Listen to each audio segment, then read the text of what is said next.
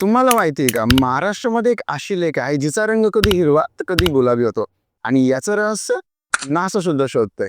तर हे आहे लोणार सरोवर.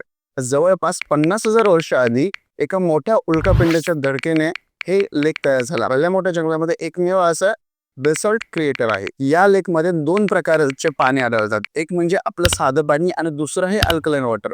आणि हे पाणी एवढं अल्कलाइन आहे की इथे फक्त काही सूक्ष्मजीवच, खूप दुर्मिळ असे सूक्ष्मजीवच इथे जगू शकतात. 2020 मध्ये तर हे पाणी चक्क गुलाबी झालं होतं आणि याचं कारण इथले सूक्ष्म जीवजंतू होते. सायंटिस्ट असं म्हणतात की याचा जो पृष्ठभाग आहे हा चंद्र आणि मंगळासारखा आहे, त्यामुळे याचा अभ्यास नासा देखील करतोय. ही लेक जंगलाच्या एकदम मधोमध आहे आणि या लेकेच्या काठेवर अनेक प्रकारचे तुम्हाला प्राचीन मंदिरे बघायला भेटतील. इथली मान्यता अशी आहे की भगवान विष्णूंनी जेव्हा लोणारसुराचा इथे वध केला होता आणि तेव्हापासूनच या लेकीला लोणार सरोवर असं म्हणतात. आणि खरंच विज्ञान आणि पुराणाचा एक असा संगम जो तुम्हाला क्वचित कुठेतरी बघायला भेटेल.